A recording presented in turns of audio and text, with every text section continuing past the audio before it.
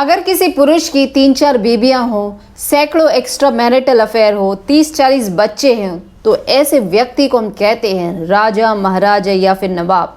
और वहीं पे अगर किसी महिला के यानी कि शादीशुदा महिला के एक्स्ट्रा मैरिटल अफेयर हो तो उसे हम बहुत ही गंदे यानी कि अपशब्द बोलते हैं, वैश्या यानी कि प्रोस्टिट्यूट। नमस्कार, मैं हूं श्रद्धा राय और आप देख रहे हैं द चाणक्य पे जिम्मेदार कौन।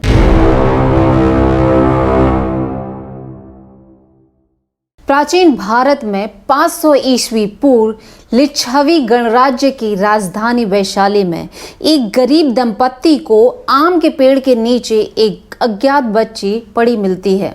उस बच्ची को वो अपना लेते हैं और क्योंकि वो आम के पेड़ के नीचे मिलती है इसीलिए उसका नाम आम्रपाली रख देते हैं। आम्रपाली अपने समय की बेहद खूबसूरत महिला थी। पाली ग्रंथों में उसके सौंदर्य का विवरण है। वैशाली नगर में हर व्यक्ति उससे शादी करना चाहता था। पाली ग्रंथों के अनुसार चाहे वो राजा हो या व्यापारी, हर कोई उसे पाना चाहता था। आम्रपाली के लिए ढेर सारे शादी के प्रस्ताव उसके माता पिता के पास पहुंचे। इतने ज़्यादा शादी के प्रस्ताव पहुंचे कि माता पिता इस दुविधा में फंस गए कि आखिर वो किस रिश्ते को हाँ बोलें, क्योंकि किसी एक रिश्ते को स्वीकार करने का मतलब था कि बाकी सारे पुरुषों को नाराज करना। पाली ग्रंथों के मुताबिक वैशाली एक लोकतांत्रिक राज्य था और जिसकी अपनी एक संसद थी। जब संसद के सदस्यों को ये पता चला कि आम्रपाली को ढेर सारे शादी के प्रस्ताव आ रहे हैं तो उन्होंने इस मुद्दे पे चर्चा की और एक फैसला लिया। वैशाली नगर की एकता और शांति बनाए रखने के लिए और हर पुरुष को खुश करने के लिए उन्होंने आम्रपाली को नगर वधू बना दिया। जी हाँ, यानी कि अब वो सारे नगर की दुल्हन थी जिसे हर किसी को प्यार करना था। पर किसी ने ये जानने की कोशिश नहीं की कि आखिर इस फैसले से आम्रपाली पे क्या बीतेगी। ठीक ऐसे ही एक 16 साल की गुजरात में रहने वाली लड़की गंगा, जो बचपन से ही एक्टर बनना चाहती थी, बॉलीवुड में अपना नाम बनाना चाहती थी। 16 साल की उम्र में वो अपने प्रेमी के साथ अपने माता पिता का घर छोड़ के यानी कि घर से भागकर वो मुंबई पहुंचती है और सिर्फ कुछ पैसों के लिए उसका मंगेतर उसको मुंबई के रेड लाइट एरिया यानी कि कमाटीपुरा में बेच देता है। हालात से लड़ती है, झगड़ती है और फिर समझौता करते हुए गंगा से गंगूबाई बन जाती है। गंगूबाई के कठिन और संघर्षपूर्ण जीवन और कमाटीपुरा की बेहतरीन की दिशा में उनके काम को उजागर किया है संजय लीला बंसाली की पिक्चर गंगूबाई काठियावाड़ी। इस मूवी में बॉलीवुड की अभिनेत्री आलिया भट्ट ने गंगूबाई की भूमिका निभाई है। अगर हम इतिहास को थोड़ा और खंगाले तो 300 सीई के दौरान लड़कियों को खरीदना और मंदिरों में सौंप देने की प्रथा थी। उन्हें मंदिरों और पुजारी के यौन सुख के तौर पे पेश किया जाता था और ये आम तौर पे प्रचलित था और इसे देवदासी प्रणाली कहा जाता था, जिसका उल्लेख विष्णु पुराण या कौटिल्य के अर्थशास्त्र में मिलता है। ये प्रथा बाद में विकसित हुई और लड़कियों को शहर की दुल्हन या फिर नगर वधू के रूप में जाना लगा। ये महिलाओं की शादी नहीं होती थी और वो भगवान को ही अपना पति मानती थी। ये महिलाएं बहुत ही पवित्र मानी जाती थी और इन्हें कोई नहीं छूता था। पर अंग्रेज के आने के बाद इन महिलाओं की जिंदगी बदल गई। देवदासियों को ब्रिटिश अधिकारियों के लिए नृत्य और संगीत कराने के लिए मजबूर किया गया था। फिर उन्हें अधिकारियों के यौन सुख के लिए बुलाया जाने लगा। देवदासियों की स्थिति पूरी तरीके से वैश्याओं की भूमिका में बदल गई और जल्दी महिलाओं ने भी पैसों के लिए अपने शरीर को बेचना शुरू कर दिया और इस तरह भारत में प्रोस्टिट्यूशन की गतिविधि में वृद्धि हुई।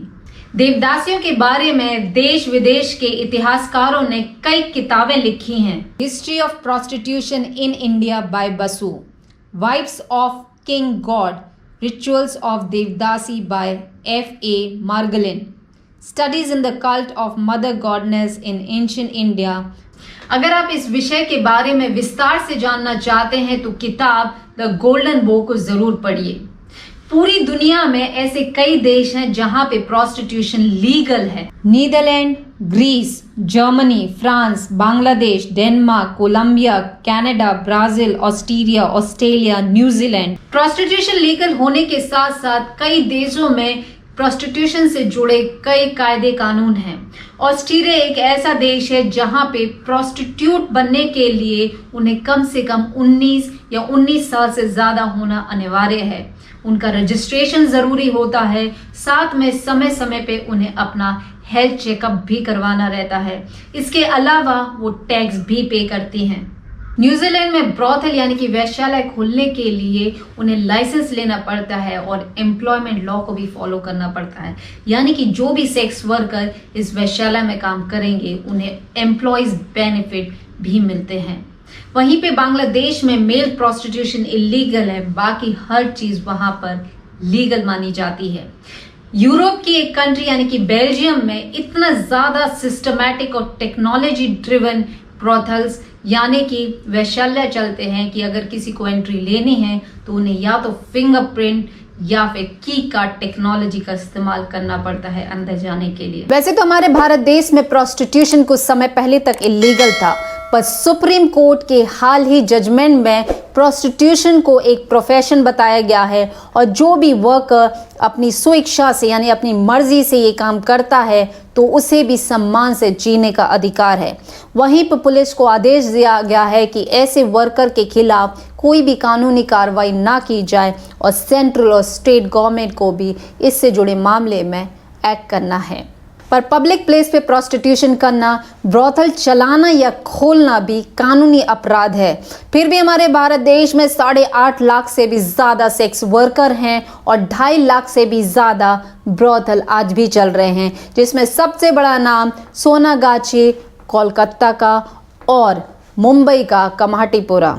इसके अलावा बुधवारपेट पूना, जीबी रोड दिल्ली, मीरागंज प्रयागराज, इतवारी नागपुर, चतुर्भुजस्तान मुजफ्फरनगर और शिवादासपुर वाराणसी।